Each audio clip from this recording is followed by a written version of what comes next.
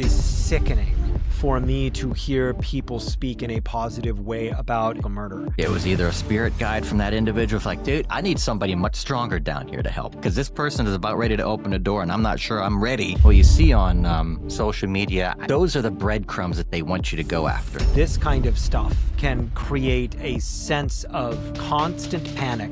Make people hate each other, make people fear, creating scarcity. And I feel that right now is definitely the most important time for people to just step away.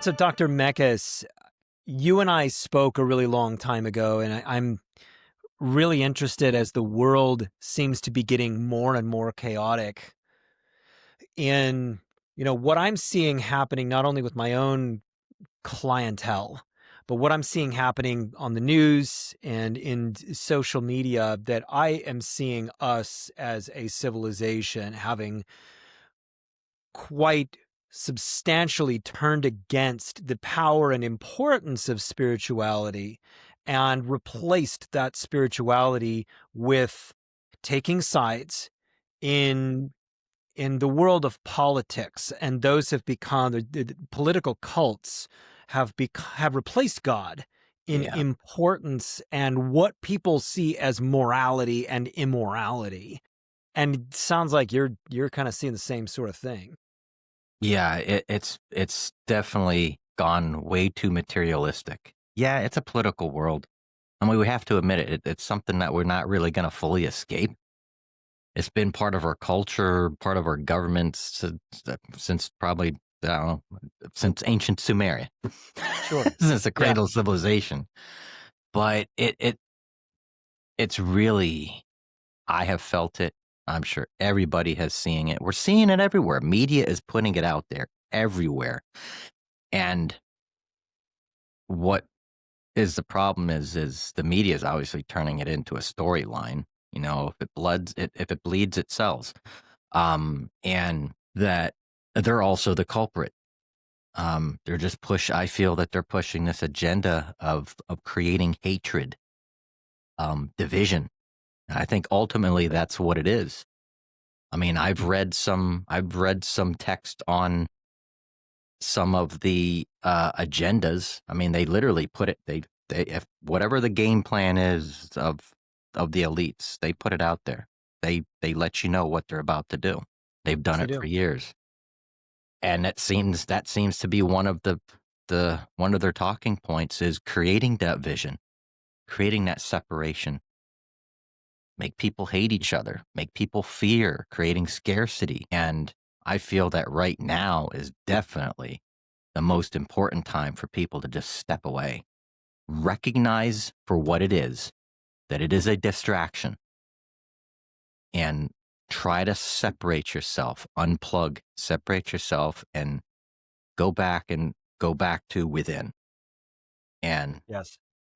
and reconnect to the earth. Go out to nature, go camping, go do something, turn off the news, turn off the internet. It's a drug. They know it's a drug. We covet first what we see. They work and feed off of our emotions, and it's a game to them. And I feel it's going to become. We're getting to the precipice of that boiling point. We're the frog in the pot of boiling water. Yes. At what point do we start to realize that it's going to be too late in order for us to escape? Yeah, I agree. I've got a number of clients that come to me for therapy and coaching, and there've been a few, and we're speaking now within a few weeks of the assassination of Charlie Kirk. And for me, it is sickening for me to hear people speak in a positive way about a political murder, about any murder. And it is generally people who have the most anxiety, the most fear, the most rage that speak in a positive way about something that is so clearly amoral as the murder of a political figure like this.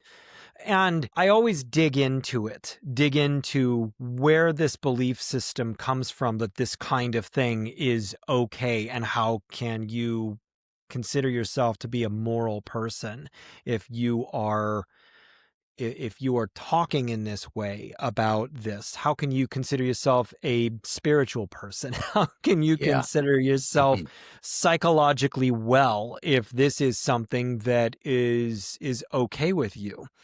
And what I find is that you start poking holes in this, and there's really not much behind it. What I've seen is that when I was growing up, there's this kind of, I'm not religious, but I'm spiritual thing, Yeah. which is, it's fine, but what it's also come to mean is I don't pay attention to anything that is outside of this consciousness. And I just kind of live my life thinking that something's probably going to happen when I die. But the work that you do with the paranormal investigation, the working within the transpersonal, you really have seen the way that spirit walks right beside our tangible consciousness now. And one of the wonderful things that you do in working with people is help people with the deep sense of who they are beyond this tangible space that we're living in now. And I feel like right now, above all times, we need to be checking into a sense of morality that is beyond politics, a sense Mhm. of morality that is beyond the news, beyond left versus right, and beyond these exceedingly fake battle lines that have been drawn between people as we seem to be moving and more into civil strife. Yeah. Like you said, going back to what's happening around us, we're starting to see a culmination, a growing, one thing after another. The time in between all of these, some people call them, you know, false flags. you know, not to be a conspiracy theorist, but there's no such thing as a conspiracy theory. It's a conspiracy. The CIA invented that word to get I everybody's know. distraction. A brilliant, brilliant idea, but it doesn't work anymore. No, especially when they Yeah, all come true. exactly. I'm running out of them. and But as you start seeing, I look at the optics and everything. Also having so many friends, family, and being connected with the military, you start to see optics. You as an intelligent person, and we're all intelligent. We just need to wake up. We just got to be be apprehensive and have that situational awareness. Have that be a critical thinker, critically think, ask questions. People do not ask enough questions. They just go off to the very first thing that comes at them, and they believe it. I'm like, no, no, no, do your own research. um and but with all these things leading up, one after the other, after another, after other, I look at that, friends of mine look at that, colleagues look at that, and they're like, there's something happening, there's something else happening. And I have my ideas, but I don't publish it. Sometimes I'll talk to friends about it and colleagues about it. That when certain things like this happen in society all over the world, it's not only happening here. You have other countries that are rioting or protesting about this, about that, digital ID, crypto, digital currency, getting rid of cash. Um, the UN just had their summit last week talking about this.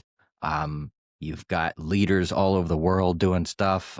You've got, 800 brass members of the military all show up at once at Quantico.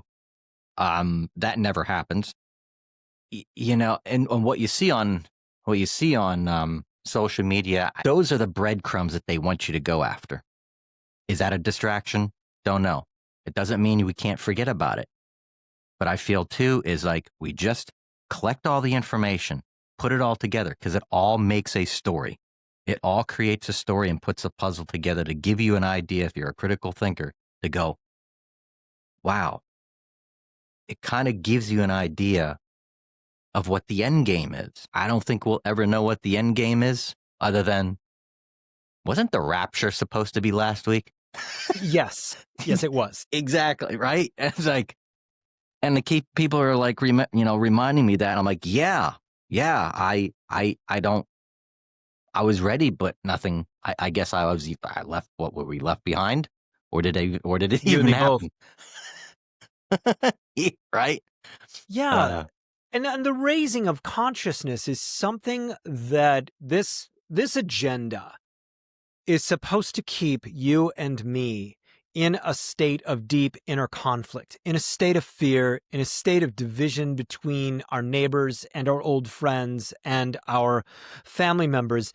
This is one of the end games. mm, If we are consistently in conflict, we are easier to control. And in much of the work that I do with my clientele is in helping people raise their consciousness above being so focused on defining themselves between left or right or these things, because these things never actually get you into a place where you truly feel contented and happy and meaningful, and it can get you into a complete loop of conflict with others and conflict inside yourself. But what it's not going to do is create peace in the lives of you and your family.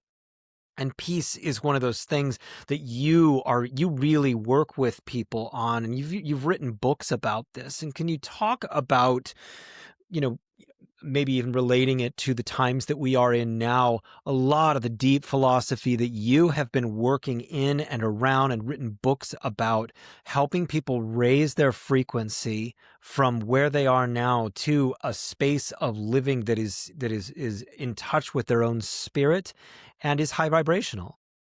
absolutely, absolutely. My most recent work, called The Great Awakening, Rediscovering the Truth of Who You Are in a Disconnected World. That was just published in July of this year. Find it on Amazon, Kindle or paperback.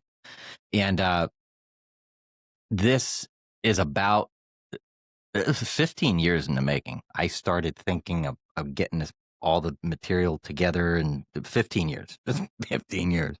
And all of a sudden, within a 4-month period before my trip to Mount Shasta, it all, spirit, divine, whatever you call it, God comes down and goes, it's time to stop researching and do the work. Do the work. The work is more important. You know everything that I've been giving you.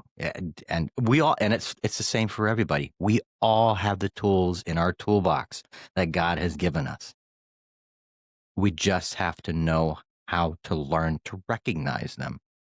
And that's what the book leads us into doing, is recognizing, one, it's our body is an instrument. It's a vessel, but it's also an instrument. How do we tune that vessel into being a perfect instrument to be able to tune into the world around us? And it's 9 chapters. At first, it takes you back at the beginning of, I wouldn't say the beginning of time. Let's just say the beginning of the human species.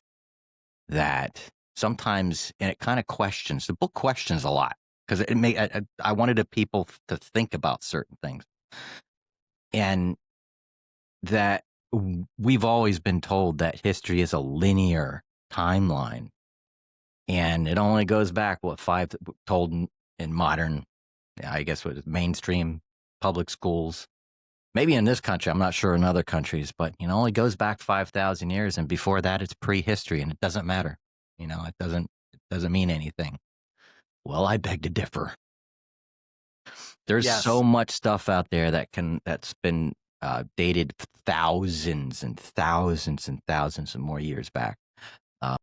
50, 60, 100,000 years geological record that shows that we had technology, humans had technology that far reach the explanation of what we can understand today. Well, it was only a year ago that we learned that there is quite likely something under the Egyptian pyramids that is something that we've never seen before. And there was maybe 2 weeks worth of press coverage on that. And then I have not seen another word about that. If that were to be true, it Hmm. would change the understanding of history that I was taught. Yeah, yeah, yeah. And it also seems too that that history is not this timeline. It's not this straight line. That it's actually a cycle. There's a cycle happening.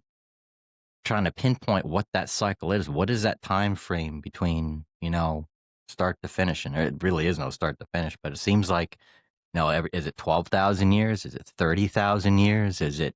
What is it? But it seems like when society, the global society, gets to a particular point in their technological advancement, something happens. Something happens. Something falls. Something collapses. It's like what we're seeing here, especially in the West. It almost seems like the recollapse of the Roman Empire. Did we? There might be some other conspiracies out there going that hey, the one world order. It's been a one world order for a very long time, a long time. It's just now we're starting to recognize it. But is this separate? Actually, let me go kind of bring it back to the original question about the book. Yes, Is yes. for us to be able to recognize these things, our innate abilities to be able to disconnect from the world around us. And it's just a theater. It is and that it is. It's a stage. It's a theater. It's all distraction. If we truly need to know the answers to things, all we got to do is ask the right questions and ask from within. Learning how to reconnect, meditation, using sound technologies, using light technologies.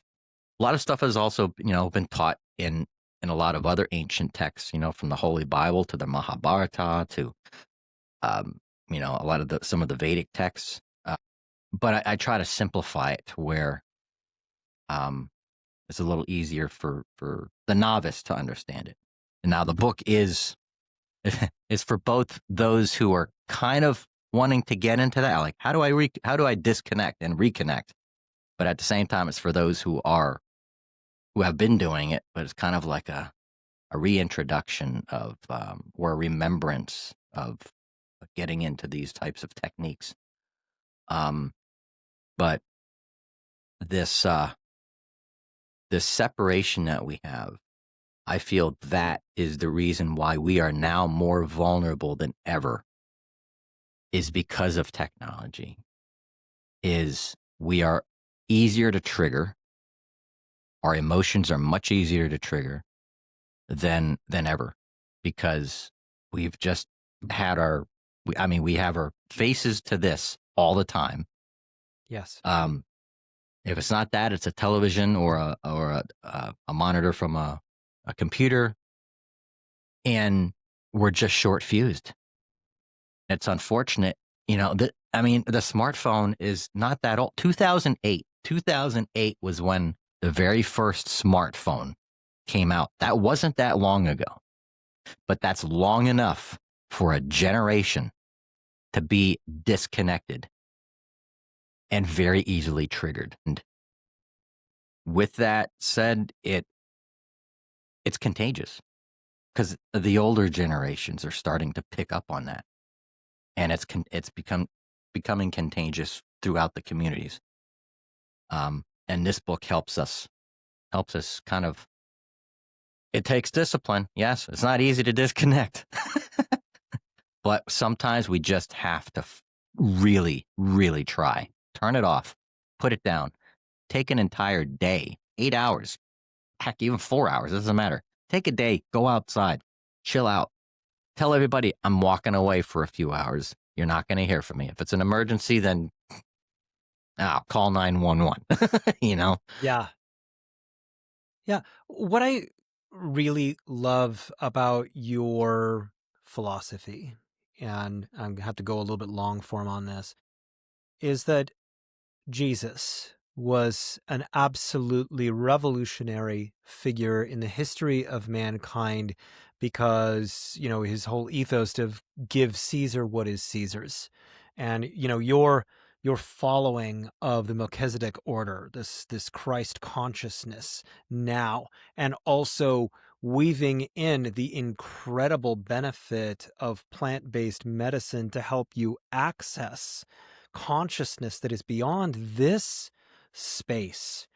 The way that modern Christianity has been commoditized, I guess, corporatized, and it's fine because some there are some people that really reaches to, but there's a lot of people that feel that, gosh, I don't know that I connect with a spirituality that feels like a rock concert when I go on a Sunday. That's also all right as well. The message of transcending and connecting with your um, divine beyond, that specific thing, it's so God in your face, it's so eye to eye with God, it's so incredibly powerful, and something that I feel is not really well explained as a philosophy to, for mass consumption. And so the way that you follow Christ in this way, can you talk about how you weave in the consciousness of ayahuasca? I know that you have a story about Shasta. I think we might have been there at the same time, and your view of all of this.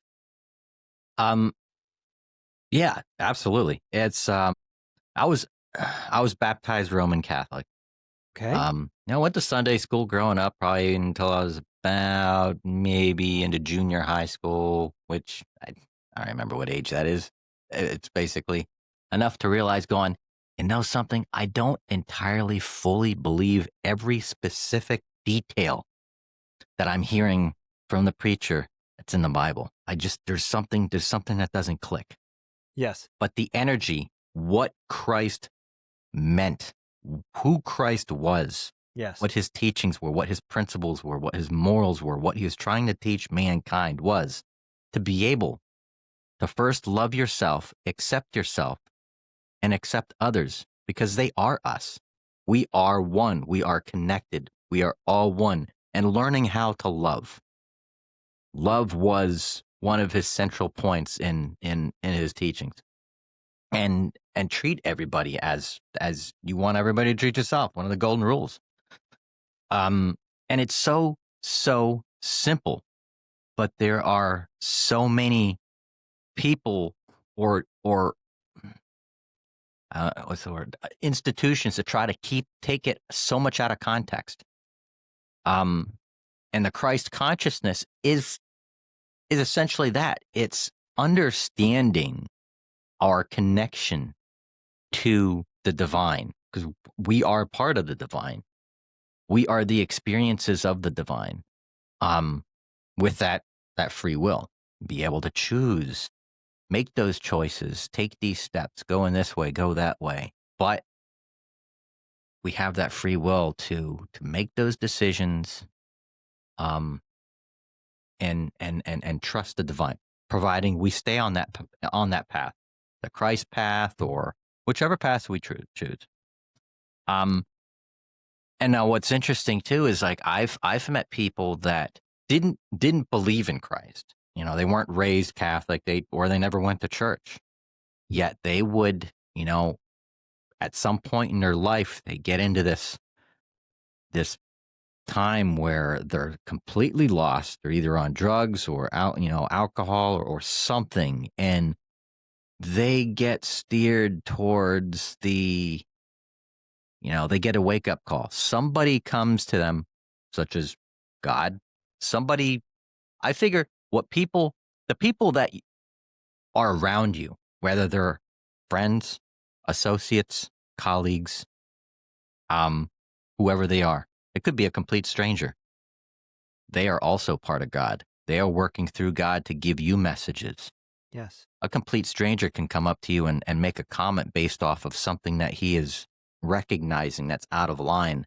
And he'll just make a comment, and then you go, oh, wow. Oh, okay. Thank you. That's one of those synchronicities. Like, that's God telling you something. Hey, wake up. Go this way instead of that way, or check into this or check on that. But when it comes to the ayahuasca, I've been in session with someone that didn't believe in Christ, didn't believe in God, didn't believe in that. But afterwards, they definitely believed in something. Yes. I've Yes. I've also met people that went on an ayahuasca retreat and worked with Christ. Christ came to them, and they were just completely blown away. Their entire life after that was completely different. Or Buddha, or any ascended master out there, from Archangel Michael to Saint Germain. It could be any, and I've heard stories of that.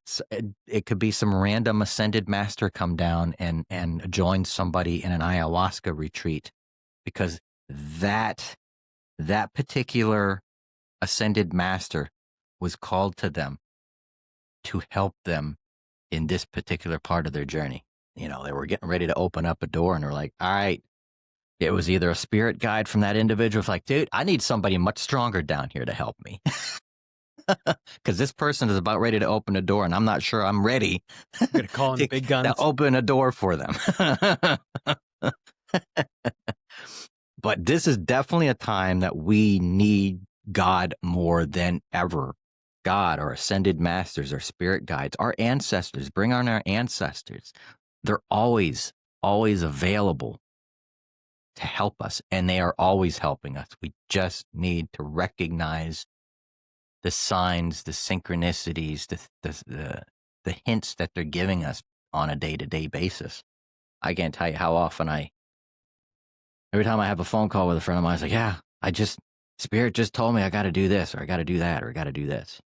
And we are always guided by them. Yeah, it just, yeah. Yeah, I think it's also important to mention that it is not just simply that you pray or that you do mindfulness or that you do a plant-based medicine. It has to do with your lifestyle. It has to do with the energy that you surround yourself with, the kind of things that you allow into your mind space, into your heart around you, the kind of individuals that you allow to be around you.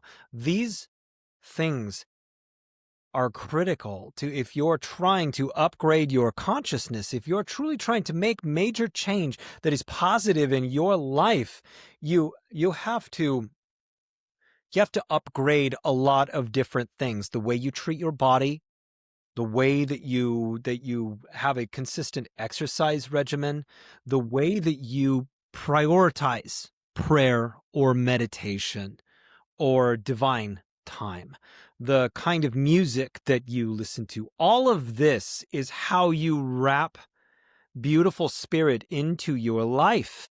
And it's more than just simply communing morning and then evening. It is how you live. Hmm. And the older that I get, the more vivid I actually see that to be. One of the things that I've done from time to time is try to eliminate something for a day. And just for instance, eliminate the F word for a day and recognize how hard it is to do, because it's a crutch. It's a really vivid word that helps you get an emotion through, and it's so dynamic that you can use it in so many different spaces, right? Yeah. It's also crass. And so if you can think your way around using a social crutch like that for a day, it's a mindfulness practice. Hmm. It's a way of eliminating something that is crass from your life. Can you do it? Can you Yeah. eliminate TikTok for a day? Can you, these different things, it makes you recognize the way in which that you're using bad energy as a crutch. Yeah. And that is probably one of the most simple. Oh, it's not simple, but that's a good example of mindfulness, of an exercise to do on a daily basis, of trying to it. It may not be the first thing that comes to someone's mind is Right. removing the F word from their vocabulary for a day. Um, I mean, it's pretty helpful. I mean, Yeah. and but then you find yourself in a situation going, man, this is a perfect situation. I could use that word, but I vowed silence of that word for the day. and it's um and when you said about what we surround ourselves with, is there was a saying that my father always told me this growing up. He's like, be careful the people that you are friends with, or the people you consider friend, is because you become the company that you keep. If you surround yourself by people who are evil, are just not good people, it's contagious. You become that person, or that type of energy. Um, and it goes for other things that we surround ourselves with. Is horror movies, staying away from horror. Stay away from the Yes. really nasty films, the stuff that just I growing up, I used to watch horror films. Now I can't even try to sit behind or sit in front of the TV or theater or wherever and try to watch one. I just can't. It's horrific. And when you when you bring your vibration up, and that's what it's all about. That's what Christ always taught, is raising your vibration. It's lifting your spirit up, bringing the light, lifting your vibration up. And when you do that, and you bring that vibe and you keep that vibration up for a long period of time, it does fluctuate. It's a roller coaster. Um, you can feel it. You can feel the the moment when you see something. It's just like really just bad. It's not good. Um, you can recognize that, and I feel that we definitely need to shift our consciousness collectively to just zone out. It's we keep going back to this thing. It's just a disconnection. Um, but yeah, surround yourselves with the things that help raise your vibration. Get enough sunlight. Go outside. Get enough sunlight. Hang out in the yard, and plant a plant, or do some gardening, or go jet skiing or snowboarding, or whatever it is. Do an outdoor sport that's fun, gets you outside, not inside doing video games 24/7. um and yeah, it's just Yeah. Is this what you were doing in Shasta? What were you up to, and when were you there? I was there. It was June. Yeah, June. June. I think it was Okay. in, yeah, June, July. It was this past summer. Like I said before we started recording, it was like, man, it seems like it's been a while. I can't even keep track of time Yes. anymore. Man, it's almost felt like a year, but it's been only a couple months or something like that. But yet that was a journey in and of itself. That was on one of my destinations on my bucket list for the longest time, was go to the mountain, go to a mountain, some mountain, and like a mountain, something that's like clearly there, telling you and screaming at you, you need to come to the top, you know, and like Mount Fuji, Himalayas. I mean, something Right. massive. And because mountains are powerful, they are powerful Yeah. places on this planet. And that was around the time before actually I just started writing the book around that time. And I was finishing it up and then went on the trip. It was about a week, about 5 days. and it was a shamanic retreat. Aside from the ayahuasca, we did a gazpacho ceremony up at the top of the mountain, Beautiful. Yeah. and then giving our donations to the spirit of the mountains and the spirit. Things that we want to give up, things that we want to release, our energetic releases, and just like, here, we don't need this anymore. And then also bringing in the energy of the earth, um, and the energy on of Mount Shasta is unbelievable. It's wow. It The ascended master, and one of the ascended masters, it was Saint Germain who was originally calling me there, and I kept hearing him over and over. It was like, especially before I left, he's like, "Don't forget when when you leave, you're gonna get back into your normal routines, but don't forget me." And the mountain spoke too. It was like, "Don't forget me. I am always here." And Mount Shasta, I believe, is the heart. I believe it's the heart chakra of planet Earth. Um, Yes. yeah, and you felt it. You felt it. And I tell you what, when I we were up at the top of the summit, not far. It looks like it's not far, but you still probably had like maybe 10 or 12 miles to walk or something like It's that. gigantic. It's a Yeah. gigantic mountain. Yeah, Yes. massive. It's like, but you're up at the top and you see the slopes coming down, the snow, and you're like, I still want to go that far, but you're like, no, no, no, no. Too many people died and never returned. Like, I'll stay here with the group. Um, and we went out to, what was it, Panther Meadows, and I'm standing and I'm like, whoa! I felt the energy and I felt the mountain talking, and it was it was like, it was like a download coming down, like a download, and all this Yes. information, because it was our last day, and we were just saying goodbye to the mountain. And all of a sudden, it was like you felt the spirit jump in, the Christ energy, the Christ consciousness, and the energy just stepped right, like a massive download. And I literally just cried, just tears of joy, love.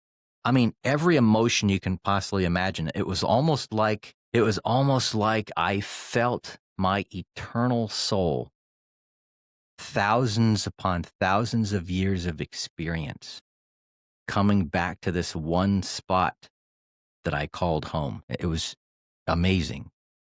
It's something that you just really can't describe other as simple as that. It's like if you could write that down, just explain it, or give pictures. It's really hard to do, but that's what it felt like.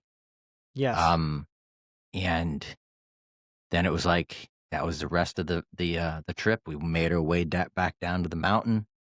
We had we had dinner at the retreat center, and I think I was out on the north. Was it northeast? It was in northwest or northwest side of the mountain, which is the high desert side. Because you got the high desert side, and then on the opposite side is like the forest, and whoa, Right. completely two different areas. And but we're looking out at the high desert side, and at night you can see all kinds of activity going on. And that's when I'd sit down at night, as the sun makes its way down, and um, we just look up at the mountain at night as the moon's rising, and just sit there and just meditate on the mountain, and just ask questions. Um, but yeah, I feel connecting when I got to that mountain. I mean, I was I wouldn't say born. I wasn't. I lived in the mountains growing up, but not that type of mountain. Um, and living in Florida for as long as as long as I have, 40 some years. I mean, that's quite a bit. And then kind of going to a place like that, high altitude mountains, you definitely feel the energy. And I would suggest anybody, if you want to reconnect, if you want to start somewhere, um, start with first reading the book. It'll help you definitely help you connect and Yes. get into a strategy of some sort, and then find that next mountain. If you live close to a mountain, take a hike to go, take a drive. If not, then plan a trip, wherever it might be. If you don't feel safe being around a volcano, then maybe want to try, like the Appalachian Mountains or something. Yeah, there's beautiful places to explore that there's an automatic download that you get from just the nature. There's this new phrase that people are saying is go put your feet on some grass. Just, get Yeah. I love that so much because like I literally tell people to do that. Yeah. There's something real about that because it was created the way that we are created. And these divisions that we started this podcast in talking about, these are not real. These are not things that are going to follow us outside of this consciousness, but the way in which that people are dividing themselves inside their hearts, it is distracting. It pulls you downward into a lower state of being. It doesn't allow you to recognize your own incredible value. And when you're in that lower spot and you're in a space of feeling enraged, Mhm. upset, that other people are not as moral as you, that other people um, aren't thinking the same way that you think about everything, it is really easy to get yourself lost in that kind of an all or nothing mindset. And I know that with the work that I do with people is I really work to help people start releasing their stranglehold on feeling right about something or Yeah. feeling a complete sense of black and white about certain things. Because as you find, as you ascend, you recognize that there is humanity in all of us. There that we're all, struggling in our own way to find ourselves. And, I do a lot of work with people who have ADHD and are neurodivergent. Our brains are already really, really distractible.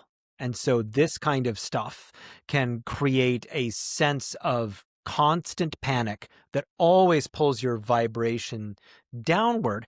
And so, I guess my question for you is, for the listener, your prescription for true spiritual and mental health, because those things can't be extricated from one another. What is your kind of life prescription for spiritual and mental health that people need to be doing more of? Well, if for those who have a lot that have asked that question, is they seem to first not be happy in their jobs. That's usually the first thing. The reason they ask that question is going, I'm not happy there. I'm going, why aren't you happy? Well, my first thing is my work.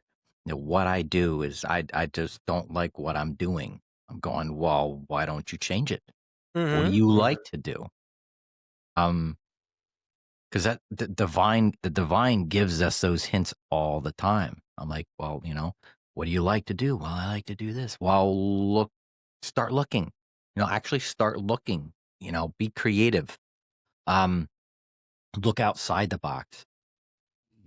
That is one thing that can definitely mess with our mental health, is stuff that we have to, or that we feel that we are forced to wake up every single day and do over and over and over and over again. If you don't like doing that, it can play a big role in our psyche, lower our vibration.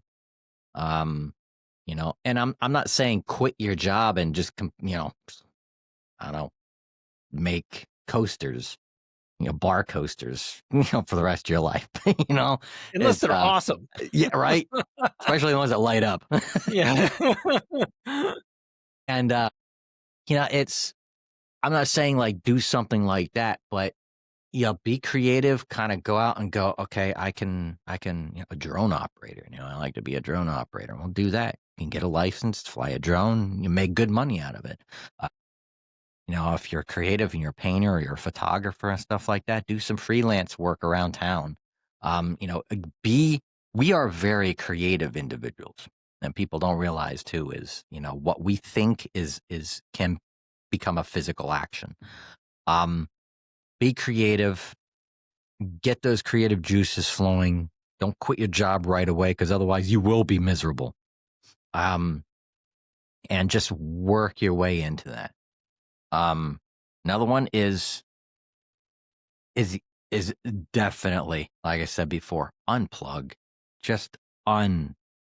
If you find yourself, if you can recognize that you're addicted to however many clicks that someone gives you or how many likes that someone gives you on one particular or whatever your daily amount of social media posts are per day, you've got a problem. Finding Trying to find acceptance, social acceptance on the amount of clicks that you get and likes on social media is very shallow. That is not meant to be. Um, Go out and be personal with people. Go out and join a club. Join the local Elks Club or the Moose Club or the Kiwanis Club or something like that. Get involved with a local community organization. If you like to speak or write and stuff like that, go check out your Toastmasters, local Toastmasters and stuff. Um, you know, and just and it's unfortunate too. A lot of things are social media. If you want to find them, go to social media, find your local chapter, and then disconnect. you know, um, and like you said too, just find a time during the day or a week, and just go out early in the morning when the dew and the grass is nice and wet. Take off your shoes, take off your socks, just stand there or sit on a bench with your feet on the ground and just stand there and just breathe 2, 3, 4 deep breaths in, real deep. In, out, as the sun's slowly rising, hearing the birds singing, they're starting their days off. And you would be surprised the energy that you feel. Um, and also having those mantras too as you're waking up in the morning is sometimes we wake up way too quickly. We get out of bed, we're rushing to get the stuff done, blah, blah, blah, and out the door. Boom, done. Take that moment, take that a extra minute before you roll out of bed and, have that mantra of acceptance, Yes. of light, and say, this is going to be a beautiful day. I am the light. I am the love. I love this day. I love myself. Um, and I am love. And that mantra every day makes you who you are. You actually bring that. The law of attraction. It's the abundance. And it can be anything too. It could be anything. It's like I am abundance. I am. Money flows to me, through me, and back again. And you can you can create any type of mantra, but it has to be I am. And also being careful on what we say too on a daily basis. Words have a very powerful meaning. Right. That's why it's called spelling, because when we say things and we spell things a specific way, it becomes a spell. Um, and like when you say not or I'm not or I can't or I won't or whatnot, it has a lot of power, lots of Yeah. power, and it Yeah. makes things so. Um, that's another reason why we're very creative beings.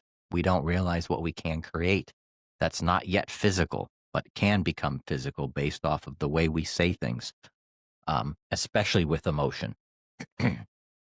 And these techniques can definitely help generate and culminate a better mental state, um, and help us move forward with ease.